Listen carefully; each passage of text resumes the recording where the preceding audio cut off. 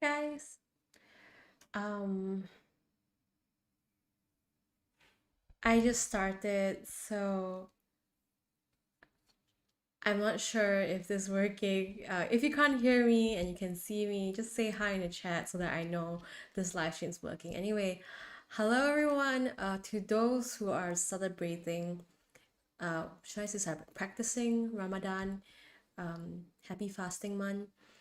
For those who are celebrating Easter coming soon, happy Lent season. And for those who are not celebrating either of those, um, happy April Fool's Day, I guess. I hope you didn't get pranked today. Don't worry, this video is not a prank. This live stream is not a prank. This is really me speaking in real time. Um, it's been such a long time since I did a live stream, since I did a video recording. So I've been nervous all day. Oh my gosh, it's been insane. I got married, by the way. I switched jobs. I moved to a new house. It has been crazy. But I'm glad to see that people are still helped by my YouTube channel and what I've put out there. It's incredibly humbling. It's incredibly amazing to see you guys doing so well. So seeing you guys scoring A's, it has been a joy. Yeah, it's been quite a day, quite a year, indeed. Anyways, without further ado, I'm gonna start on paper 5 essential guidelines.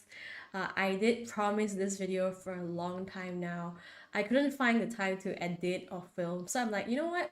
Maybe I'll do it live. I will be saving this live session. I will be leaving this available to rewatch. So no worries about that. Now, before we start, I have a few important announcements. I have been hinting at this for a while. If you have been noticing the channel and the community tab, especially, we I'm actually building a new website. So I don't know if you guys know, but I used to sell my website on a separate platform, which I didn't have much control over. But now I get to supply you with more resources and have some help with what I do. So yeah, I am using this site called genesisorigo.com. It is great because there's a team behind it and they are well versed in what they do. Yes, it's called Genesis Origo. You can see their logo right here. This is their website. You can go check it out. Just gonna quickly show you what's going on before I jump into paper 5. Okay, just be patient with me. So this is their site. It looks amazing. If you go through it, you realize that they are mostly for ACCN and ACCA FIA qualifications. They really started off as an accountancy professional paper sort of website, but if you can see here, they recently added Cambridge A level to their services. So I am really starting this out on a interesting note. The team at Genesis Origo has been so kind and has been helping me set up a lot of things. So yeah, anyway, you can go to Genesis Origo, go to our services, go to Cambridge A level, go to biology, give it a click, let it load a little bit. There you go, and you'll see me. Yeah, you'll see a little bit about myself, a sample video, and I think most exciting thing I would want to point out here, since you obviously already know me, is what will be on this website. Just bear in mind, I am slowly building up this website. I have a full-time job now, and as you know, transitioning into a new married life, a new house, adulting is hard, guys. I'm still learning how to adult as an adult. And yeah, so I'm building this website in stages, but these are things that might be exciting to people. So other than just selling notes, I will be looking at supplying topical past years with each chapter, and not only just topical past papers, because I know it can be quite overwhelming because there's just so many past papers out there. Where do you start? How many do you do?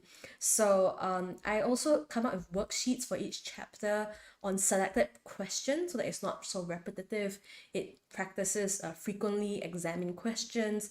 There are questions that come out again year after year, and of course, last but not least, some multiple choice question MCQs and answers for AS chapters. And there's actually a forum, it's not written here, but there's actually a forum where you can actually post your questions and get them answered by other students or by me whenever I can. So yeah, I think the most excited though I am is about this paper 5 essential guideline thing, because I know resources for paper 5 is actually really scarce, and yeah, I just wanted to make this available to you guys as well. So the paper 5 essential guideline, by the way, is free, from a limited time only since we're launching the site. But if you like the essential guideline and you want more practice, I basically have compiled a set of 15 past papers, that like exposes you to all these common experiments. It comes with annotated mark schemes. What does annotated mean, right? So if you have seen the paper 5 mark schemes, they're incredibly hard to read. It's meant for examiners to mark your paper. It's not very student friendly. So I actually made some mark schemes with sample answers and mark schemes side by side to show you what they expect from these 15 sets of past papers. Why 15 sets? Because these are just the common experiments, right? And I feel like there is enough exposure to show you many different things. You get to see some of them today. I'll be using them as examples as we talk about paper 5. So yeah, check it out, I guess. Actually, nothing is up yet. I'm really sorry, but these are things that will be on the way. This paper 5 essential guideline with annotated mark scheme will be out probably next week. I will post on it and you will hear about it for sure. But for now, I'll leave you to check it out. For now, I will jump into the paper 5 essential guideline. Thanks for being patient with me. I shall not speak so fast because I'm nervous. Taking a deep breath and moving on. Okay, so you are here to talk about the paper 5 problem, right? So paper 5 is a planning, analysis, and evaluation paper. In case you didn't know, I'm just gonna briefly introduce it, and then I'll give you a breakdown. I'll give you some tips to plan experiments. So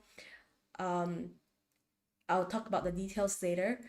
And then right at the end of that, so after I teach you how to answer experiment papers, we're gonna take a look at a few samples. And then right at the end of this live stream, I'll be taking questions. So if you have any questions, you can put them in the live chat.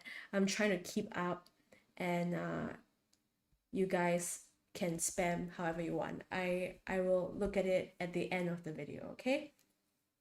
So yeah, here we go. So just a slight introduction. So paper 5 is an A2 paper. So when you're taking A2 biology or A-level biology, you take paper 4 and 5.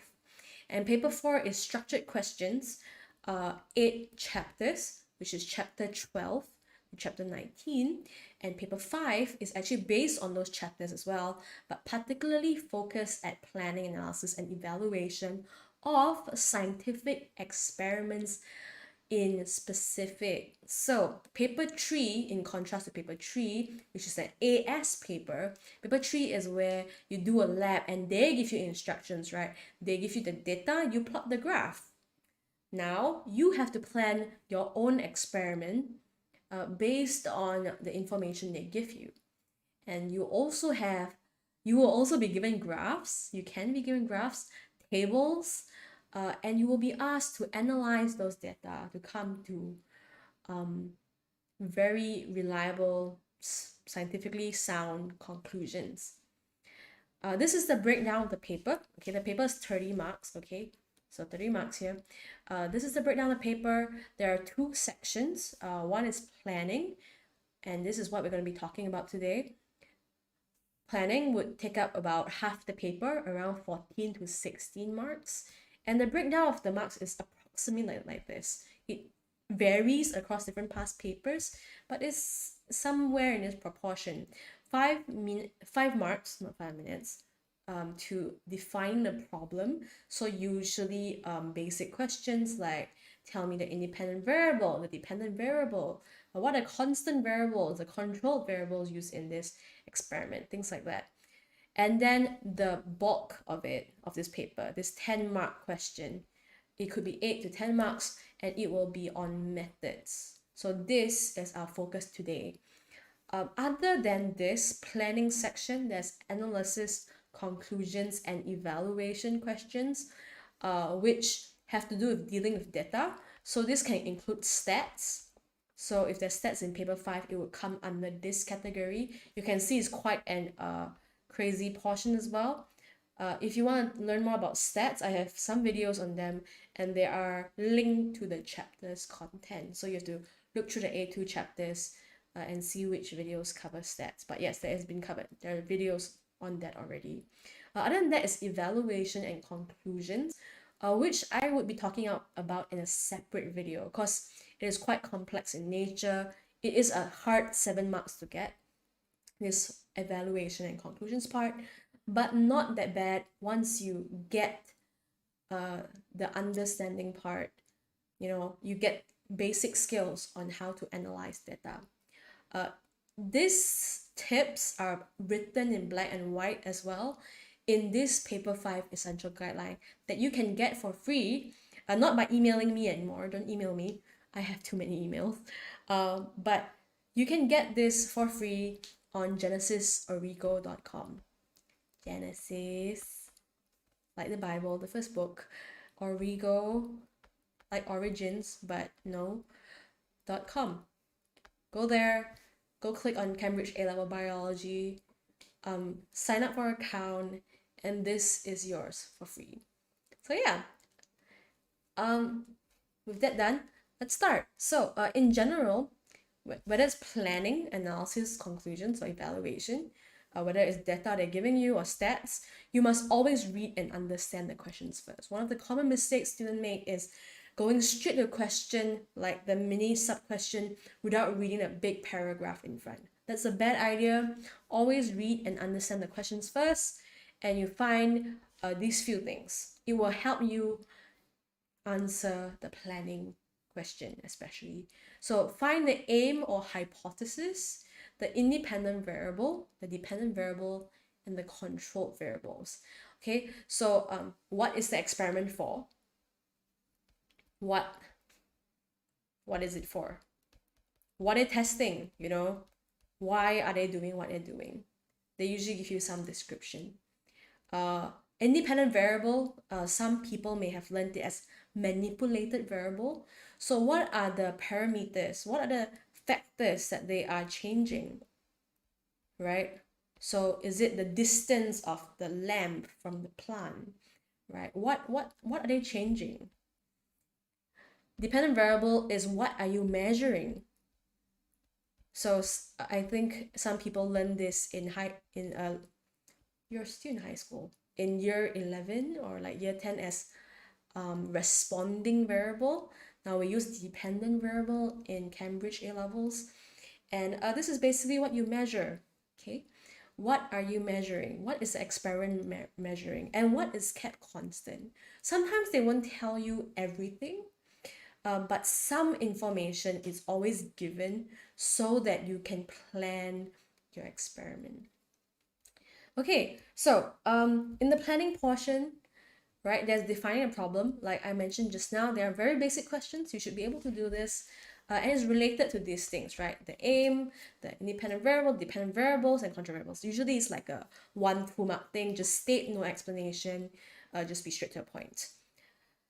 Now, the methods part is this 10-mark question that we should be paying attention to. So in general, these are general rules. You should be writing your full sentences in pen, not pencil. From AS to A2, all your answers should be in pen, except for your multiple choice questions. You should be as specific as possible. This is very important. This is what I tell people.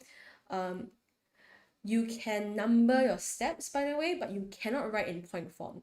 But honestly, numbering your steps is actually very tough because some things are not chronological. That means sometimes 3 happens at the same time as 4. How are you going to write that, right? So I don't actually recommend numbering your steps. I recommend writing in paragraphs instead and letting the examiners do their job. Okay, let the examiners find the mark points they need to find, because again, it does not need to be described in chronological order as long as all the points are there and is logically accurate. Okay, some things are chronological, but not everything needs to be. If there's drawing, then drawing must be done in pencils. So this has to do with tables.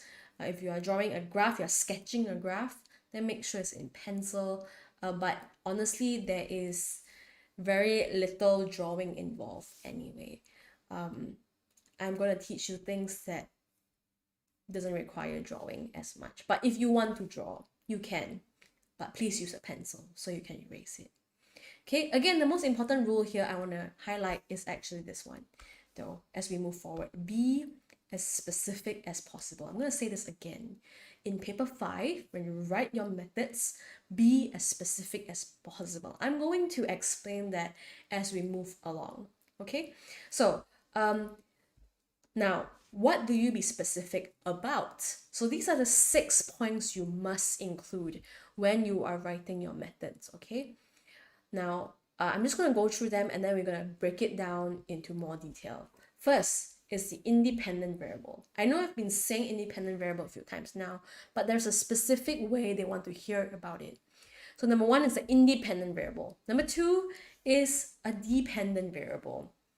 Okay, so again, independent variable is what is changing. What are you changing in the experiment? Dependent variable is what you are measuring. Must be something that is measurable. Number 3 is controlled variable. Number 4 is control. These are not the same things.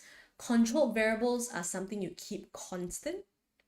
Yeah, control is what you do to ensure validity. And this is something you do that you ensure that results, you always won't get results or you will always get results. Okay, I didn't explain that properly. So controlled variables is constant variables, stuff that's kept constant. The experimental control or the control experiment, the control is where you remove, say, boiled, instead of enzyme, you use boiled enzyme. So there is definitely no rate of reaction, no reaction. And if there is a reaction, there is something wrong with your experiment. So this is a control. You remove a factor to make sure you get the results you expect. Just to make sure there's nothing else affecting the results except for the thing you are changing.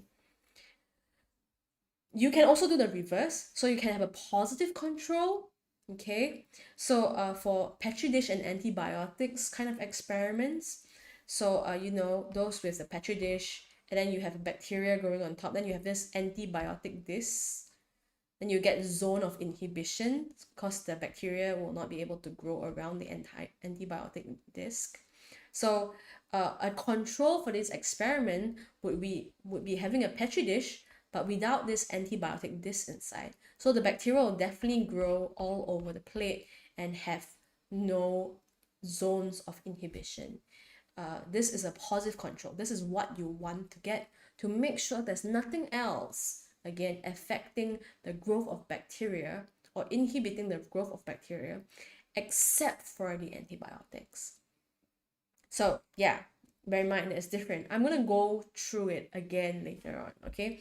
So number 1, what was it again? Independent variable. Number 2, dependent variable. Number 3, controlled variables. They all end with variable, should be fine.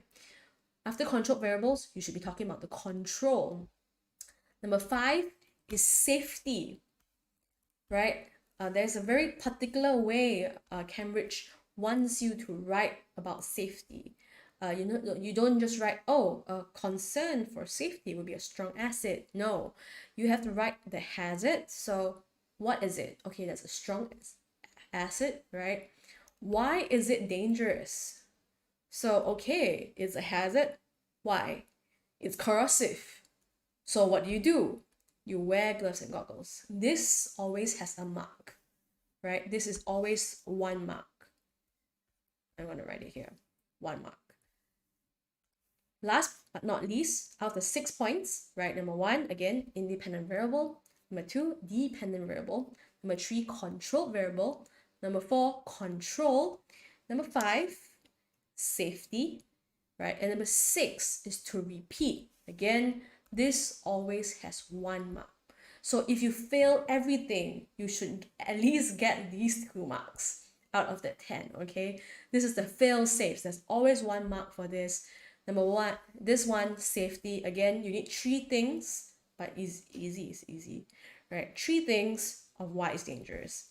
Sorry, 3 things to get this safety mark. The hazard, why is it dangerous, and what do you do to prevent it from hurting you. So these are the common kind of safety points, which again I will go through again later. And last but not least, don't forget to write repeat. There's also a very specific rule for this. Repeat at least 3 times. You must write at least 3 times. If you write 2 times, you won't get the mark. If you write 1 time, you won't get the mark. You just say repeat experiment in general, no mark. You must write repeat the experiment at least 3 times. And, okay, again, 2 things. Obtain a mean, not average, mean, because that's a statistic term. So 3 times and obtain a mean. Yep. So let's go back to the front. Let's work through each and every of those points. What do they expect from you? Okay, again, there are 6 points, right? The first point with independent variable. Now, again, I want to highlight this point right here. What is the most important general rule? You have to be as specific as possible. Usually in the paper 5 instructions, in the question, it will say, please describe your steps so that another person can follow your experiment. So how do you do that? You be as specific as possible. I feel like I'm nagging. I'ma move on. All right, so 6 points you must include. Number 1, independent variable. So how do you talk about independent variable? Okay, first of all, you must always write that you are using minimum 5 of something.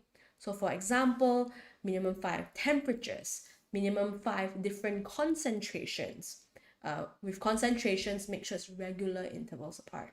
So 10, 20, 30, 40. It's not like 42, 51, 49. Like, no, like please have regular intervals, like a pretty set of values.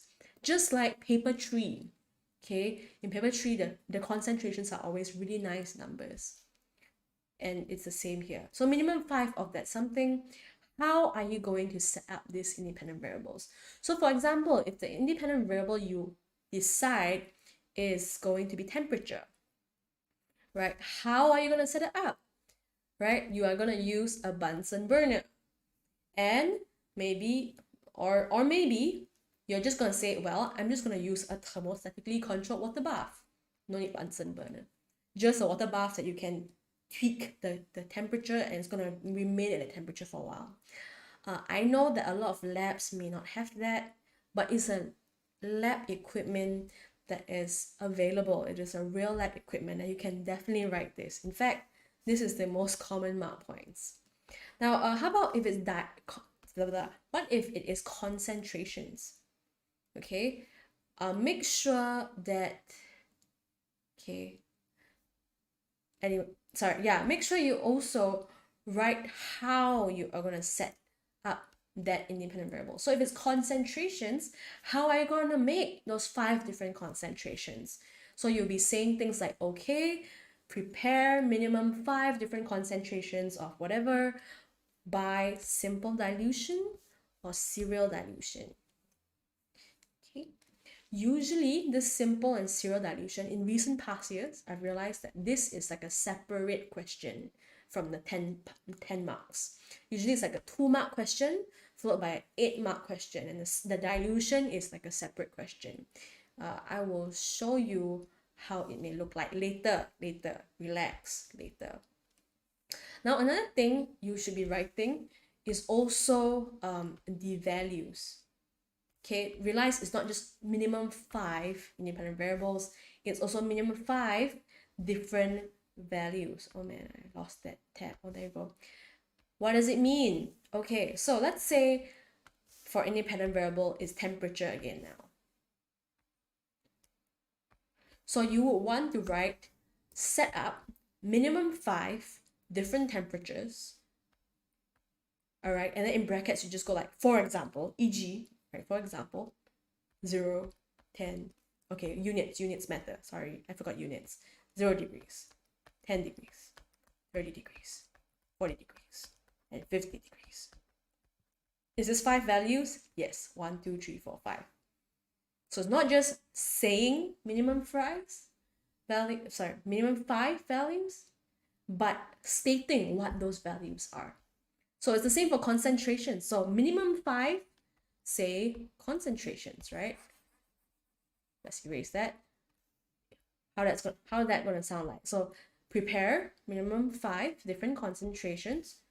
For example, you can write this in brackets, or you can literally like, for example, right? 10%, 20%, 30%, 40%, 50%. Right? Depending on the question, it has to be within a reasonable range. So for example, for temperatures, you don't want to go sub-zero temperatures because it's going to be very hard for anything to occur and very hard to get the temperature there in a normal lab setting. Ice is 0 degrees, right? Everything else lower is a bit harder to deal with. It shouldn't also be above 100 degrees. Actually, if you're doing enzyme experiments, it shouldn't be above like 80 or 70 degrees even, because things denature and things die. So make sure it's a reasonable values that you're giving here. Make sure you state all of them as well. Okay, so that is independent variable. Number 1, independent variable, minimum 5, state the values. Remember to include apparatus or method use. And the last point here, state how you can make the experiment well controlled or less error prone. What do you mean by this? You just want to make sure that there are no other problems affecting your independent variable. So sometimes there are drug testings that can come up for planning experiments. So for example, this is from the mark scheme, by the way. You can say things like, oh, make sure the participants in the experiment, human participants, don't know which drug they are taking, so that they are not affected by their own expectations. Okay, so maybe there is a placebo. What does placebo mean? Like, placebo means it's just a sugar pill, it doesn't have drugs. Or maybe there's a 10% drug and there's a 20% drug, right? Don't let them know which one, so that even if they get placebo, they may think they have the drug and get better or not better, and that's okay, right? It doesn't matter. They each don't tell them, and it won't affect them as much, no matter what pill you give them. Does that make sense? I don't know if I make sense anymore. It's 10 p.m. over here and I'm really tired. Well, if you have questions, again, at the end of this entire discussion, I am going to answer your questions in a live chat. So if you have any of them, anything that's not clear, put in a chat. I will read it eventually and try my best to answer them for you. Okay, so that is one point, that is independent variable. Second point, dependent variable. Okay, so with independent variable, it is something you change. Whereas dependent variable, I think of it as dependent on the independent variable, right? It is something that is measurable, something that is affected by the independent variable. This is something that is measurable. What do you mean measurable? I mean like directly measurable. Okay, directly measurable. What does that mean? Okay, for example, rate. If they ask you to measure rate is not directly measurable. Rate is something over time. So you are actually measuring things like distance the bubble travels in the tube over time, right? Over 10 minutes in specific. Again, be as specific as possible, right? So that is what is measured directly. What else? For example, I can't think of any at the moment. Huh. Okay, for example, there was one question I remember. It had a meter to calculate the concentration of hydrogen ions. And this concentration of hydrogen ions, let me draw it in proper scientific notation. This concentration of hydrogen ions is used to estimate the pH. So let me ask you a question. What would the dependent variable be? Is it pH or is it concentration of hydrogen ions?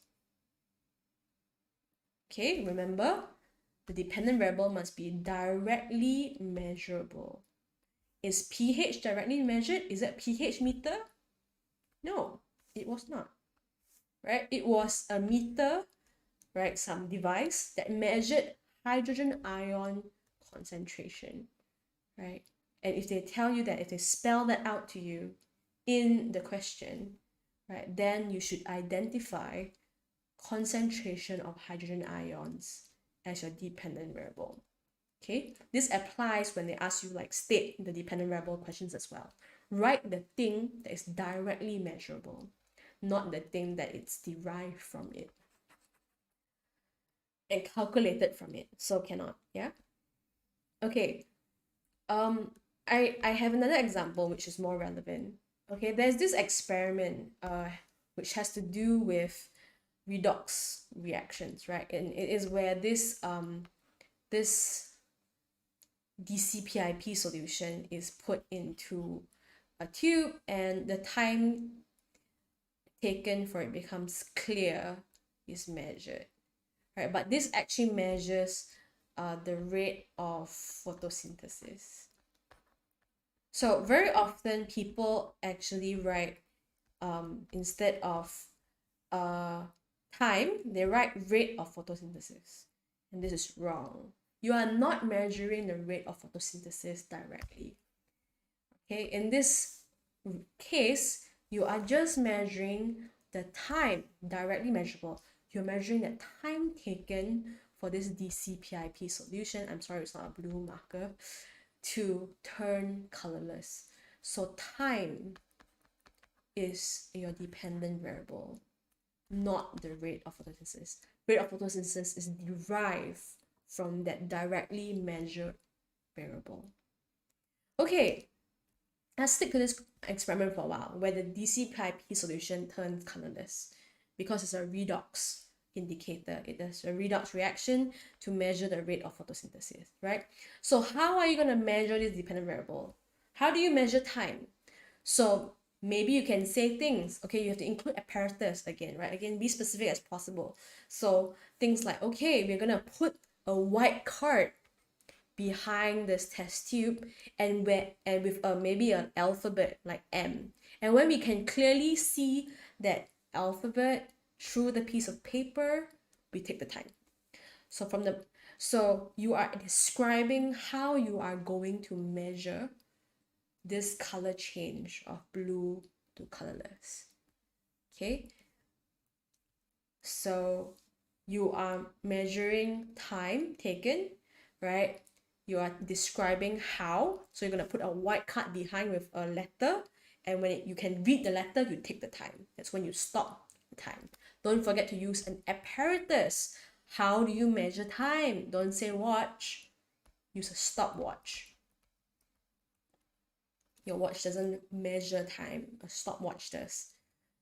So use a stopwatch and record in seconds. Okay, that how we're gonna measure the dependent variables, the card thing also relates to this one, doesn't it? If we have this, it's less error prone because it's less subjective, right? Color is sometimes a bit subjective, but if it's the time taken to view that alphabet clearly, then it is a more well-controlled experiment. Instead of just looking at the color, you actually have a point of reference. And last but not least, how are you going to analyze the results, right? How are you going from time to rate of photosynthesis? So rate is always something over time. So to calculate the rate of photosynthesis, for this case, is 1 over time. And that would be your description on dependent variable. Now, honestly, these first 2 points is the hardest because the independent and dependent variable can really change throughout many different experiments, right? And you must be, again, you must really understand. That's why the first step was to always read and understand the questions first. Because if you don't understand the questions first, if you don't understand all these different things, you ain't going to be able to write about independent variable and dependent variable in this much detail. You must really understand the experiment they are trying to do here. So that's independent variable, number 1. 6 points must include. Number 1, independent variable. Number 2, dependent variable. There are other writings here which I have a lot of examples in gray. Just, you guys can just read them when you get it for free on genesisorigo.com. And the reference is here, right here. Oh.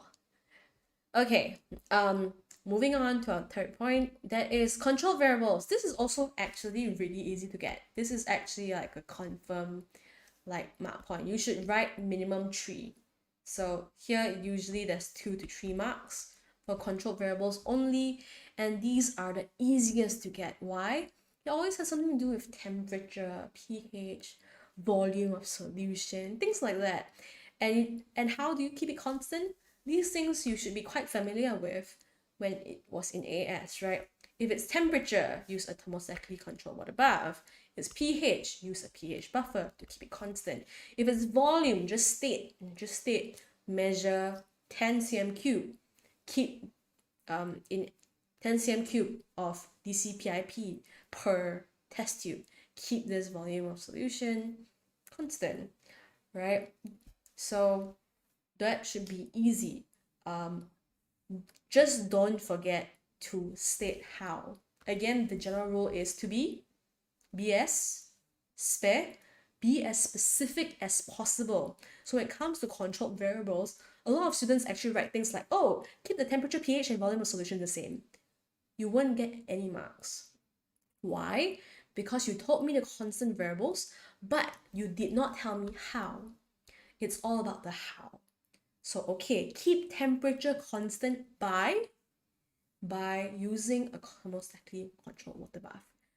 Keep pH constant by using a pH buffer, right? Use the same volume of solution, for example, 10 cm cube per beaker, something like that. Okay, now number 4 is control. Now number 4 is a bit harder to get, and it's not always a mark point. But here are, I already explained just now what's a negative control and what's a positive control. And this really depends on the experiment, right? It really depends on the experiment. If it's a enzyme experiment, then use boiled enzyme. That's usually quite standard. If like just now I talked about the drug experiment, right? There's like 3 things. Like there's a placebo, which is like a sugar pill. There's nothing inside. And there's like a drug with 10% of that drug inside. There's a pill with 20% of that drug inside.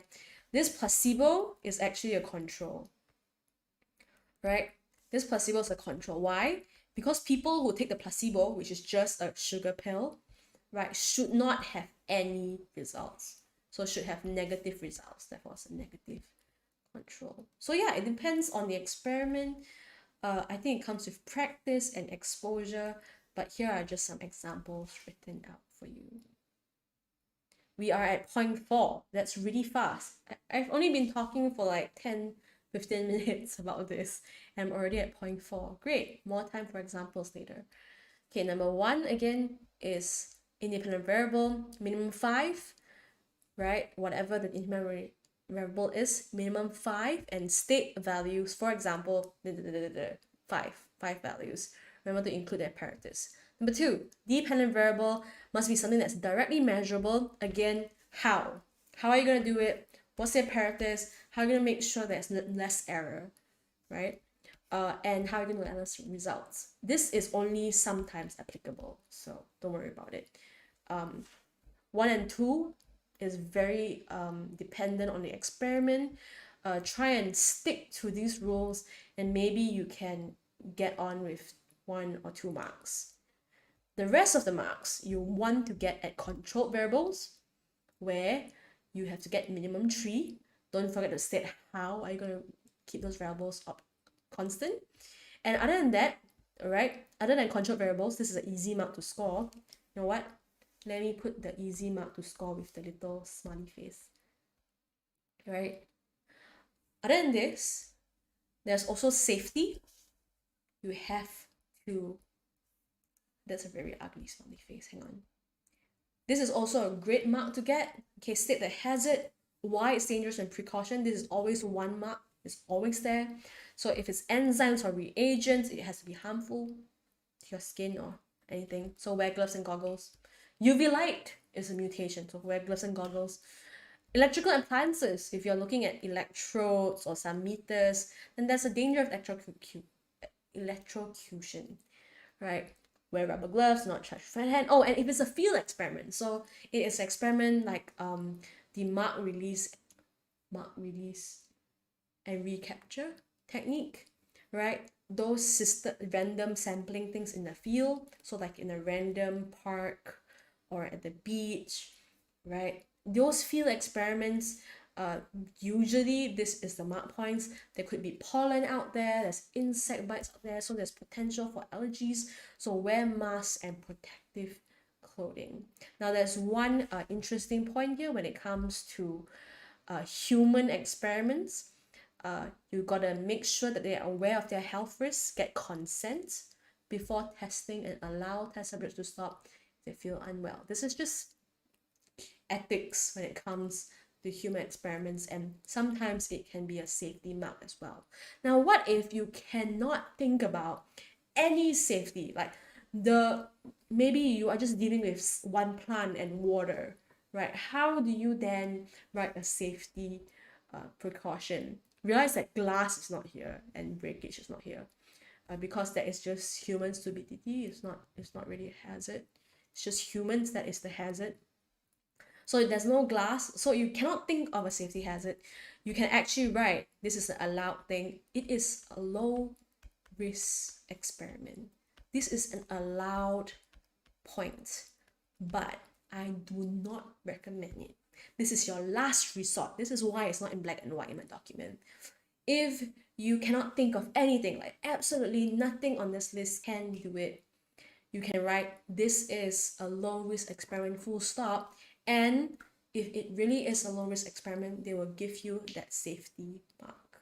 There's a mark for writing that it is a low risk experiment. Can you believe it? So like I said, this is an easy mark to get.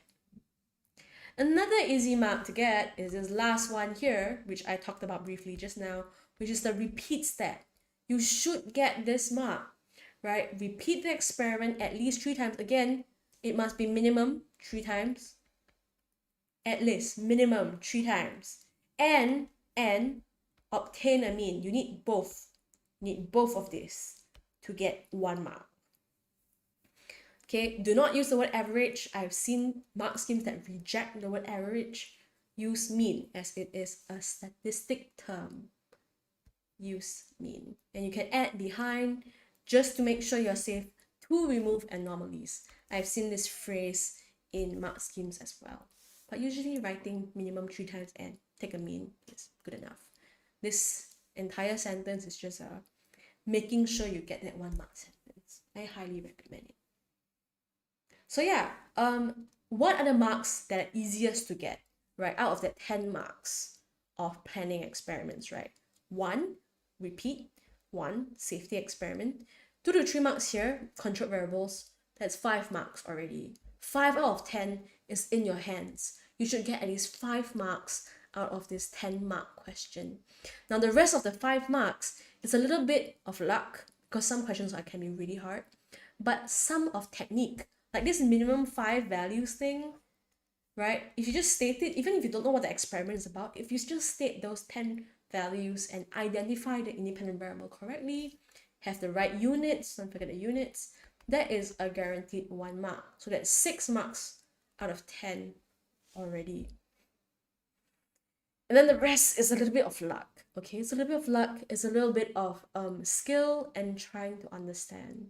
Now, that brings me to my next point. There are some common experiments that come up very often, and this is my list here. Again, you can get this document with this list at genesisorigo.com here, and this resource is actually available for free, along with the paper 3 one, if you're taking AS as well. It's free.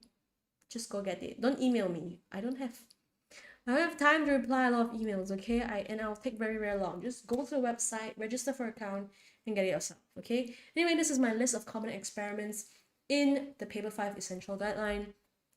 I've looked through a lot of past years to get here to this list. So anyway, let me go through it. Simple and serial dilution. A lot of people ask me whether they can draw tables. Yes, you can. So if it's a simple dilution, you will want to draw a table for sure. Concentration, don't forget your units. Maybe it's percent. It's usually percent or like gram per dm cube. Follow the question. The question tells you usually. It should be a volume of that solution. We use cm cube in bio. And volume of distilled water. DH2O. That's distilled water short form. So 3 columns. You write and show. That's simple. You can draw a table. Now, how about serial dilution? How do you write about serial dilution? I show you, okay? This is based on a past year. This is available next week when it comes up. It doesn't want to load at the moment. But okay, just trust me, okay? It's a description for serial dilution. So, you can write this. It doesn't want to become clear either. I hope you can read this, by the way. So for serial dilution, oh, sorry, it just disappeared. It's glitching. Oh.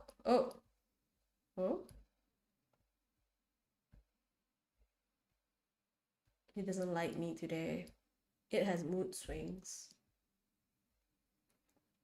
OneNote is a great tool for writing, but sometimes it just jumps around, pisses me off. Okay, can you show us a diagram? Yes, that's a diagram of many beakers. Not showing. But I would advise you to use words because it's just easy. Drawing a diagram takes a lot of time. Table is fine. Table is quite easy. Serial dilution, don't draw the diagram. Follow this, right? For serial dilution, say this, right? Remove known and same volume. So you can say just 10 cm cube of something solution at each stage to add to the next concentration. See what they're doing there? They're giving a general statement to show that, right? I really hope my pictures appear eventually. But okay, basically I'm just gonna draw here, right? They are saying that, okay, for every beaker, you take a known sample and you move it to the next one. Whoa, my pen changed. Oh, it has appeared. Yay. Why does this have to happen during a live stream? Okay, I have nice graphics here. Okay, again, point 1, serial dilution, right? This is serial dilution of a urea solution. Remove known and same volume, you can say 10 cm cube, of this solution to each stage to add to the next concentration. See, it's true, right? There's 10 cm cube, you're taking it from this beaker, you're moving it to the next concentration. This concentration, you're taking the equal volume, putting it to the next concentration. But you're not saying to do it all at once, you're just saying at each stage of a dilution. It means go step by step, do it chill. Now, at every stage, you should also add known and same volume. So you can say add 10 cm cube of distilled water at each stage of dilution. You realize at each stage, right? 10 cm cube of distilled water is given, right? So here's 10 cm cube, here's 10 cm cube, here's 10 cm cube of distilled water going, 10 cm cube of distilled water going in. It works, right? This is dilution by half, by the way. So this is how it works. Now you can change this volumes and it will have a similar effect, but I recommend using a 1-to-1 dilution, as in like 10 cm cube to 10 cm cube, just less confusing. You can change this to 9 cm cube and 1 cm cube. So you're diluting by a factor of 10. I got it the other way around. You can say 1 cm cube, oh man, for a factor of 10. His leg. Hello, OneNote. You there, bro?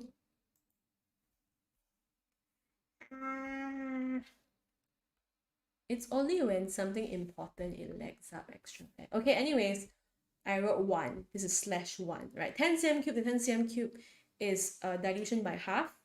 If you say remove 1 cm cube and then add 10 cm cube, add 9 cm cube of distilled water, then it would be fine.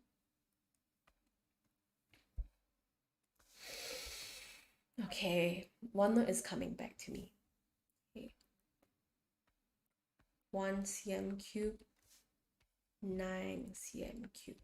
This one's in blue. It's a factor of 10, so it reduces by 10%. Factor of 10, like it dilutes it 10 times each round. I hope that makes sense. Again, if you have questions, put them in the chat, Q&A session at the end here. So again, yeah, remove 10 cm cube at each stage, right, of the dilution to add the next concentration. You're talking about these 10 cm cube arrows that goes like 1 beaker, whee, 2nd beaker, 3rd beaker, right? You're talking about these arrows here. Then the next sentence is add, right? This is remove. This is add the same volume, 10 cm cube of distilled water at each stage as well. So it's 10 cm cube from the next solution, 10 cm cube of distilled water, and this repeats for every stage of the dilution. And that's how you actually describe serial dilution. Let's go back to the paper 5 essential guideline, where it maybe likes me a little better. Okay, while we're waiting for that, let me read the chat.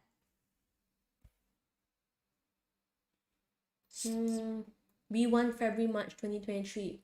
I haven't seen it actually. I will see it later. Oh, there's so many thank you messages. Thanks guys, and a lot of congrats. So cute. How much will it be for? I assume you're asking about what is it? This. So someone asked how much is this paper 5 essential guideline with practice and unlimited mark schemes. This will be 30 ringgit. I'm not sure how much that would cost in your currency. 30 ringgit. Would you save the live and post it, please? It will be posted after this.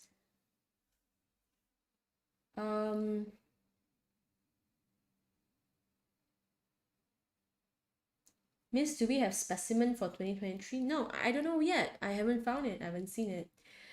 Yeah. When will be the next video for paper 5? Well, I don't know yet, but hopefully soon. I'll let you know when it comes. I'll schedule next one. But even if I don't, this essential guideline is available to you again free of charge on genesisorigo.com. This is the link. Maybe someone can type in a chat. I can't access it at the moment. I only have it on my phone and I'm not logged in properly, so I can't leave a comment. But yes, it's at genesisorigo.com. There's a A-level section there. Okay, I'm going back to my paper 5 essential guidelines since it decided to load for me. So 6 things, right? Just a recap, 6 points you must have in your planning experiment. I know I've repeated this many times, but this is how I'm trying to drill this into your head. Number 1, independent variable. Number 2, dependent variable. Number 3, it must have controlled variables. Minimum 3, because there's usually few marks allocated to controlled variables. Control, optional. Safety and repeat, which is guaranteed marks. That's why the smiley face is there. Common experiments include simple and serial dilution. Nowadays, they have this as a separate question to your planning question. So instead of giving you a 10-mark question, they give you like a 2-mark or 3-mark question on dilution. Then they ask you the rest of the experiment. If you want to have an example of this works, you can buy the thing I just told you about that will be available next week. The 15 sets of past years, which has all these common experiments. Okay, I talked about simple and serial dilution. Biological tests, this is something from chapter 2 AS. This can be examined again. Those concepts, those experiments, go and read up on it. It comes out quite often. Enzyme experiments and the factors affecting these enzymes. This is an AS thing as well, and often comes out for paper 5. So, maybe you're asking, okay, so I just memorized those experiments? No. You have a good understanding of these few things, right? And they can come up with any wild card, right? Okay, there's this red words here. They can come up with an experiment you have never seen before relating to enzymes. And if you understand the enzymes well enough, you'll be able to plan the experiment accordingly, even if you've never seen the question before. Okay? So go back and understand those concepts. Don't try and memorize. That has no use. Okay, but there are some experiments that have particular steps. OneNote is glitching again. Okay, it's back. So those things are like chromatography, right? This whole list is common experiments, but chromatography has a specific set of instructions and specific way of doing things.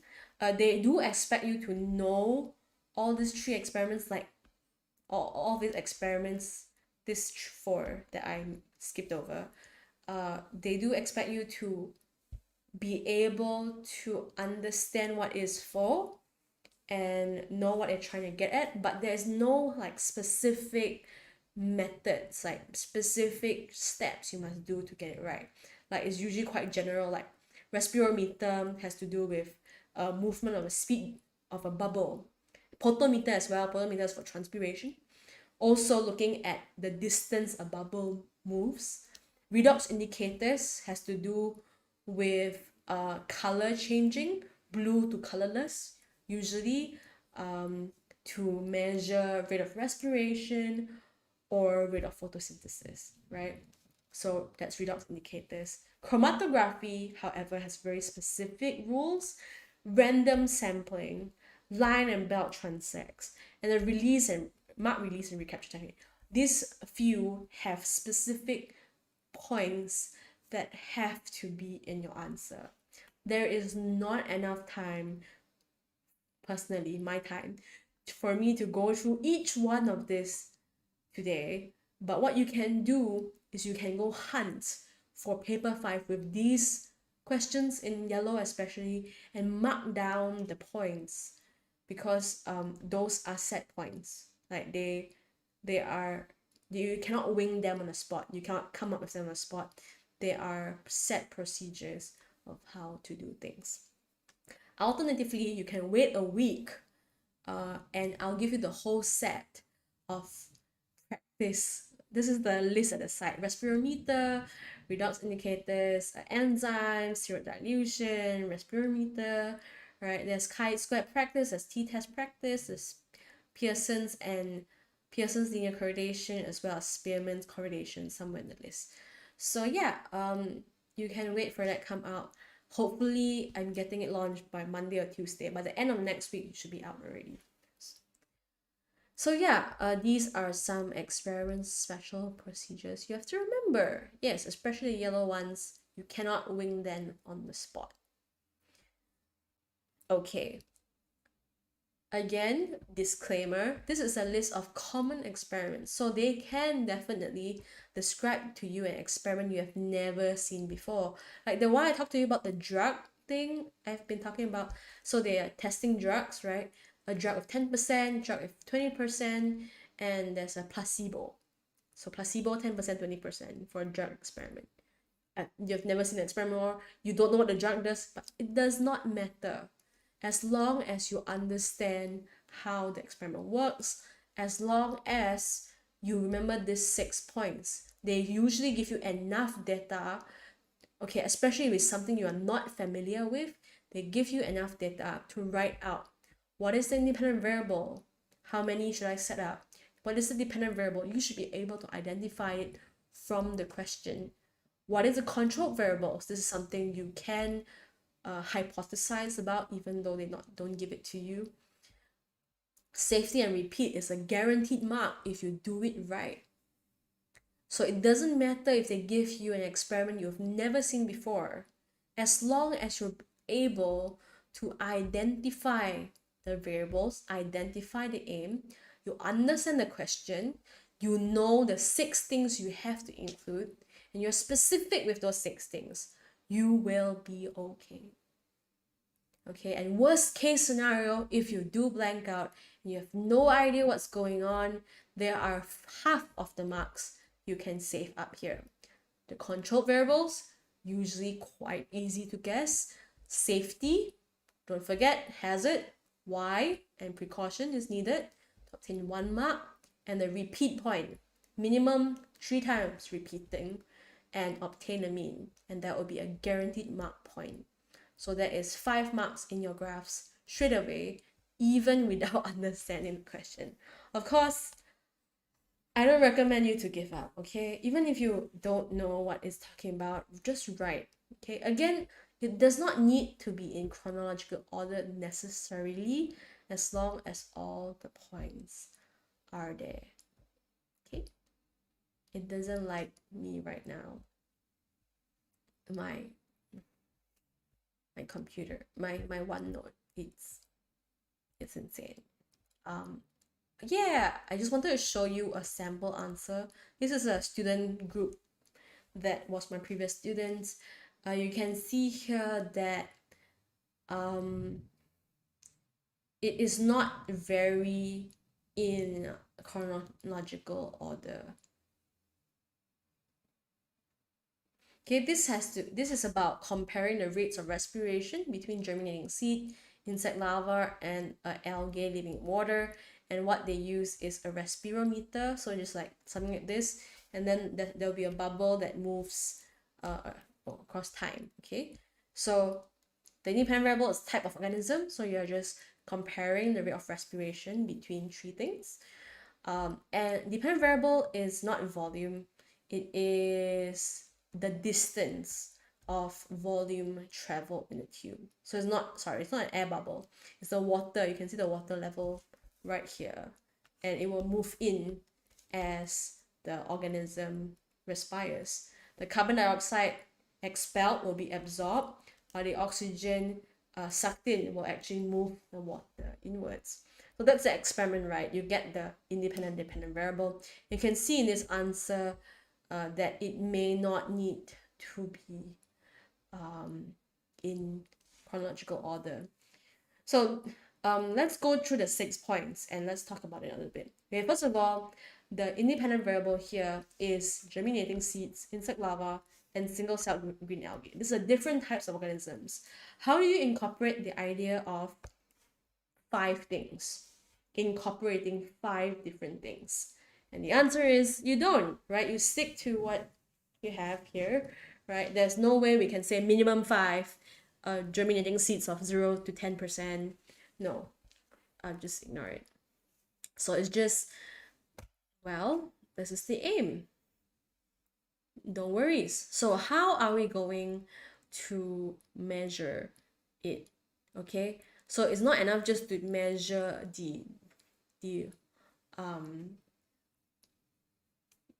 distance moved by the water, right? You must describe how. So how are you going to describe this, right? Let me use a different color so I can erase it later. So you can see here, measure the, it's a mistake here. It's not the volume of water uptake, but it is the distance traveled by the water, right? How do you measure it? How do you get rate? Well, you measure every minute. So this is great. So every 1 minute, you measure how much that water level has moved.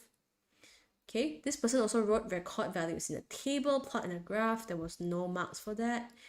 And then she was like, okay, I'm out of ideas. The time in the measure, right? That the independent dependent variable didn't give me very much to work with, which I relate. Okay, so this person goes like, okay, fine. I just want to just jump to the control variables. So temperature of the water bath is constant. This is true, but it should be using a thermostatically controlled water bath. The thermometer is actually not allowed anymore in the syllabus. Ideally use a thermostatically controlled water bath. Make sure water pressure is constant. This is not as significant because that thing is not as deep in the water. But what may be more of a controlled variable, right, other than temperature, would be things like using the same mass. Sorry, that's a control. Using the same oxygen and replacing those oxygen between measurements. So making sure there's enough oxygen inside the tube for every experiment. There's temperature. There's ensuring the apparatus is airtight. That's a controlled variable as well, because you are ensuring that it is an environment where this experiment can be accurate. When it comes to dealing with live organisms, there's always this equilibration and acclimatization point. So yeah, there's a lot of controlled variables here, but she only got 1 point. I say she, but it's actually a group work, so they only got 1 point. But that's okay. They tried. They really tried. They had no idea what's going on. It says set up a control which involves glass beads of the same mass. And if they use this, then it would have been correct, right? Set up a control which involves inert material, which is glass beads of the same mass. So that is the control. So let's move through our 6 pointers right now. With number 1, independent variable, didn't do much. Can't find any legit ones. Number 2, there is the dependent variable, which was good because it's supposed to measure rate, right? But you're measuring distance. So how do you convert distance into rate? So basically you're taking distance over time. You divide that, it becomes rate. So they actually mentioned that, but maybe not in a very clear manner. That's okay. The person tried. The group tried. Number 3 is controlled variables. Did they try? Yes. There's this point here about temperature. Again, it's not thermometer. Should be a controlled, thermostatically controlled water bath. Right? They did try about pH, but it's not in the mark scheme. It's okay. They tried. It's fine. You got 1 more mark, right? It's okay. So 3 points here covered. Independent variable. It's alright. Dependent variable, I got a little bit of points. Control variable, I tried 3 points, but I got 1. That is fine. Let's move on, right? Because there is control. They got 1 point for control, which is great. Number 4, and number 5 and 6 is what saves you, right? Point number 5 you should have is safety. Do they have safety? Yes. Do they have the hazard? Yes. Hazard is the insect larva. It's a living organism. Why is it dangerous? Because it may cause you allergies. Some people are allergic. Therefore, wear gloves. So you have those 3 things in order to score 1 safety mark. And last but not least, you have repeat mark. And there's always this mark, repeat the experiment minimum 3 times. They didn't write minimum, but they did write 3 times, which is the minimum. Accepted and obtain a mean. So even though it was a little bit of a disaster, a little bit crazy, it's 4 out of 8 points. Now let's look at the mark scheme. See, the mark scheme very hard to read, right? This is why I actually include this sample answer. It's not the A star answer, but a sample of what may happen and how the mark scheme is relevant to it. So this mark scheme is great. This is an older paper though, but it's great. I chose it because it broke it down into independent variable. So see, it doesn't have minimum 5 because of the nature of this independent variable. It just says, okay, how are we going to keep the independent variable in a well-controlled experiment? How are we going to deal with the independent variable, which is those 3 organisms, right? So use the same mass. You might argue that's a controlled variable. It's fine. It's a bit of both because organism is the independent variable. Using the same mass is keeping something constant. So it's both. Number 2, keeping a container if organisms are dark. And this is for algae especially, because algae, they mention that it will photosynthesize. So if they conduct the experiment in the dark, then the algae will only be able to respire but not photosynthesize, therefore not spoiling the experiment. Again, as I said, it can be hard, like here. Never think about it, it's a little bit out of the box, but you try, it's fine. It's very difficult to find full marks here, just do your best, right? Let's see what other mark points they expect out of students. Dependent variables, so what are you measuring? So they actually said use a scale, right? You actually can say use a ruler. This group didn't write it. Again, the point here is to be as specific as possible so another person can follow your experiment, right? So you have to say things like use a ruler, use a thermometer, use a thermostatically controlled water bath, use a stopwatch, okay? And measure distance at a specific known time interval. So this is in order to find rate later. There's no mark here for finding rate, but it may be in another mark scheme. Okay, so you just try your best to be as specific as possible. Sometimes you can hit the box. You can tick the box. You never know which one. So just be as specific as possible. I feel like I'm nagging again. Moving on. Dependent variables. Point number 5. Refer to a method of holding the algae or organisms. Okay, and this is just to make sure it doesn't get crushed, I think, and therefore not spoil experiment. It's kind of an interesting mark point. And it says inside, just make sure it's inside a small container or something. We went through the controlled variables already, airtight, constant temperature, acclimatization, again, common mark point when dealing with live organisms, replacing air, oxygen, we also went through that. This is a control. Point number 10 is a control. So there is 4 points, right? 4 things: independent, dependent, control, and controlled variable and control, different. Last but not least, there is safety and reliability. So suitable hazard and precaution, and reliability is repeat and take mean, must be a minimum total of 3. You can read this in the mark schemes, and this is common. Oh, I feel like I missed one. Reusing the same mass of absorbent. This is the carbon dioxide absorbent in the end of the tube. That is a control variable as well. Now this mark scheme is honestly very nice and it has it sectioned out, but most mark schemes are not like this. This is a very old, when I say old, it's 2013. It's not that old, but it's older. The recent ones, let me find a recent one. What is a recent one? I don't remember. That's 11, that's not very recent. I try my best to pick the ones with the easier to read mark schemes, but sometimes it doesn't work out. Yeah, sometimes it just look like this, like it just says 5 from, and then it gives you a list, control variables list.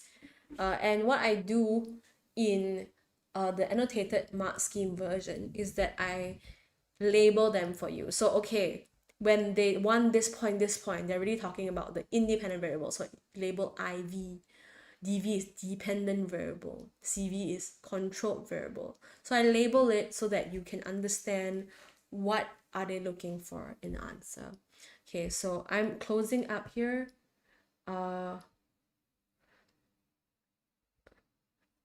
So reminders, how do you plan an experiment? First of all, read the question, understand the question. Don't try to memorize points. Really try to figure out what the experiment's for, what they are measuring, and what factors are they changing. Okay, and then when you plan your experiment, be as specific as possible and include 6 points. I already went through the rules just now. Number 1, independent variable. Number 2, dependent variable. Number 3, controlled variable. Number 4, control. Number 5, safety. And number 6, reliability. Do your best. It might not be possible to get full marks, but try your best and you should get at least half. That should be your goal. Okay, before I go into time of Q&A, you can, by the way, spam the chat about questions on paper 5 or really anything. And while you spam the chat with questions, I'm gonna talk a little bit about the site again because some people just join the live stream, right? So if you want a copy of the paper 5 essential guideline, it is now on genesisorigo.com. This is my new site in order to be able to make more things accessible to you.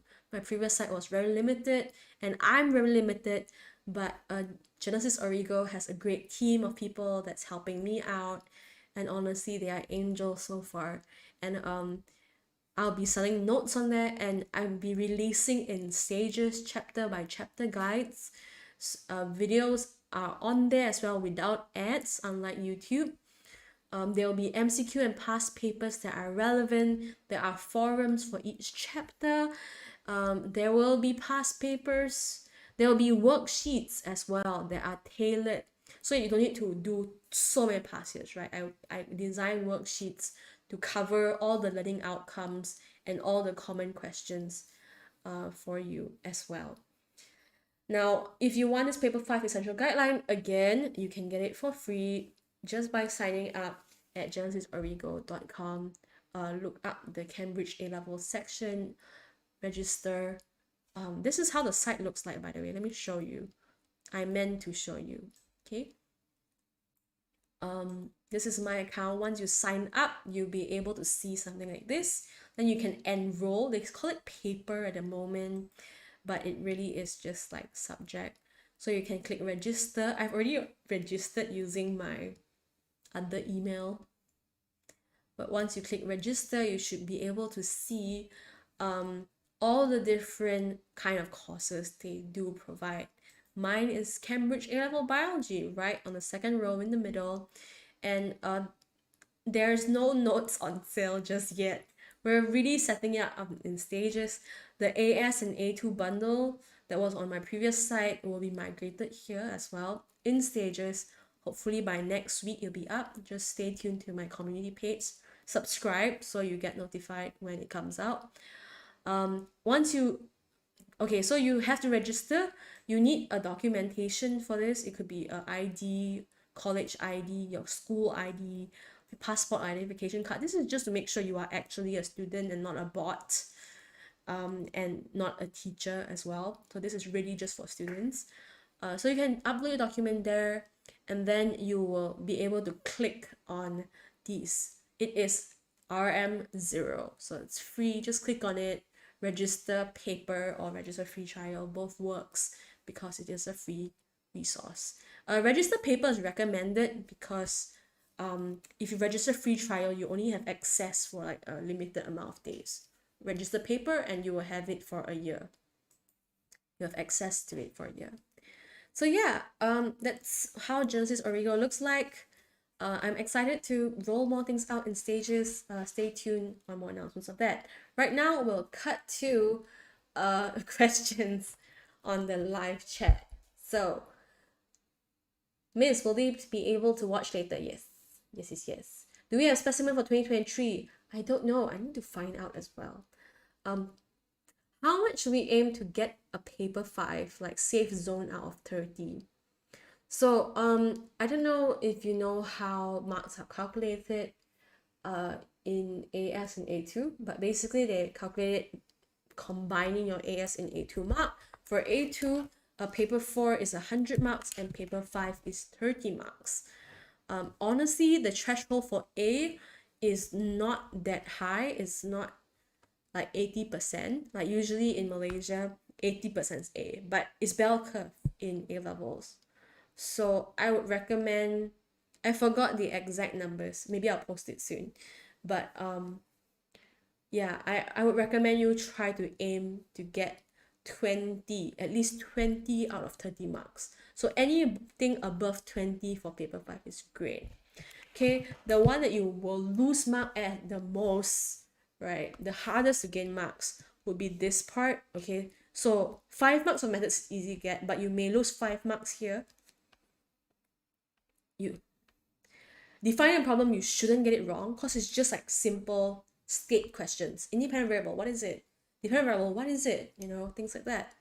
A stat should be quite easy as well because formulas are provided to you. You just need to know what to do with those numbers. Conclusions and evaluation is the one that might be quite difficult. So these are the marks that are more difficult to get. Yes, I am aware that this amounts to 12. So you need to get at least 2 out of these 12 harder marks to get in order to be in a safe zone. In general, my advice again is read and understand the questions first, whether it's in planning or it's in analysis. Read and understand what is going on first before you jump to the questions. The biggest mistake you could do is to jump the questions without reading the long paragraph and just trying to piece information from the long paragraph to answer a question later. You must read it in a whole flow because I tell this to my students as well. It's like a storybook. You need to read it from front to back like a storybook. If you jump into somewhere in the middle, you will be lost. Don't do that. So read it in sequential order, and I hope that would make your life a little easier. Do you think I can finish the paper 5 video series before the end of April? It is April already. Honestly, there are so many potential videos that could happen. So I have not made videos for each of his 15 different past papers, but I'm planning to, is in planning, but not on my priority list right now. Planning method was on my highest priority list because it's difficult. Evaluation and conclusions, it can go many ways.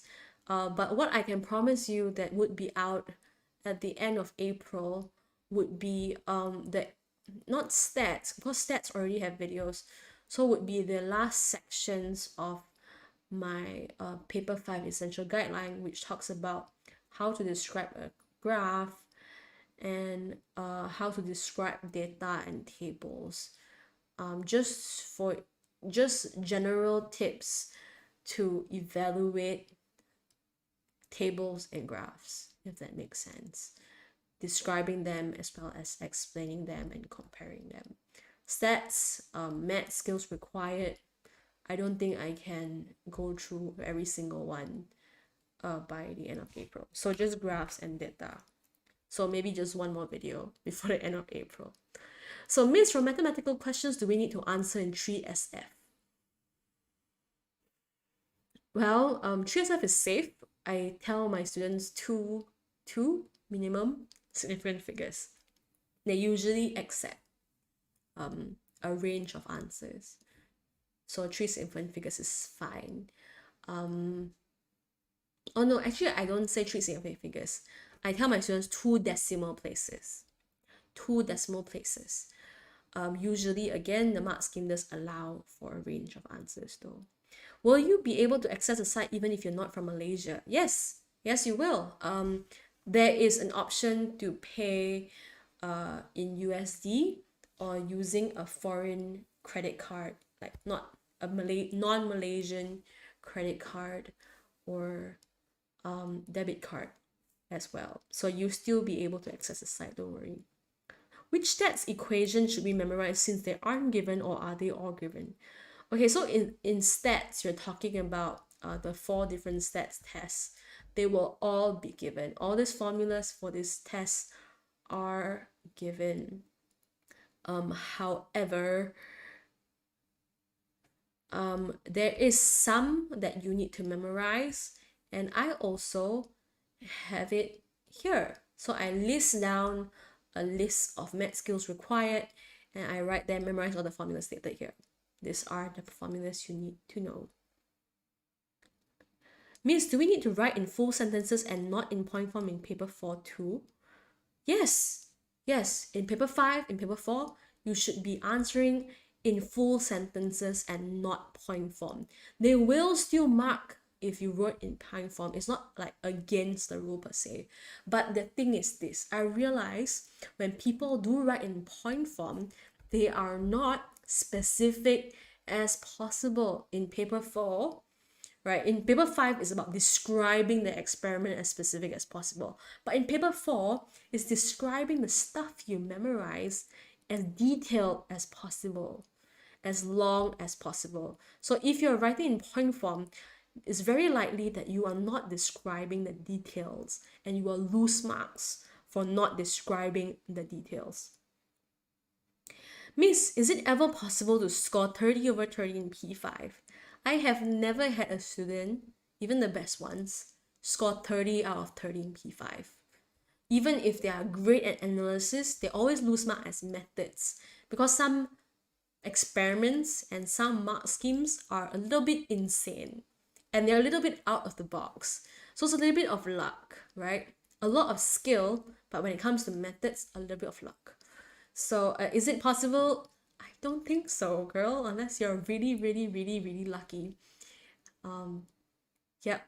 But we can try our best, right? We don't need full marks in order to score A or A star, okay? You just need to do your best and keep moving, keep improving wherever you spot your weaknesses at before the exam. That's how we all learn, right? We take something, do a worksheet, take a test, figure out what we are good at, what we suck at, and then work on the parts we suck at until we get better. One mistake, one weakness at a time. And I think that is all the questions that's happening in the chat. I know it's exam season. I know some of you are going through trial exams and mocks soon. All the best for them. If you had it already, it's okay. It's just trials. It's just mocks. You still have approximately a month left to study, 4 weeks. That's not a lot of time, but enough time to save your grade by at least 1 or 2 if you work hard enough at it. I'm always contactable on Instagram at Biology, and I'm also closely monitoring this site, Genesis Origo. They do have forums, but you do need to register to get the free guideline, and there'll be forums that appear under the guideline. There's a window thing. Did I not show you? Go back. So if you register, there's actually a forum discussion room thing. You can enter, you can create a thread, and I'll reply. Yeah, but honestly, Instagram is easier now. I'm trying to set it up in stages. Once the paper 5, what's that called? After this practice with annotated mark scheme comes out, I'll let you know so that you can access it if you want. Yeah, I'm gonna stick this somewhere in the chat and or comments later and pin it. Yeah, I hope this was a helpful session anyway. And all the best for exams, guys. See you when I see you in the next video. Bye-bye.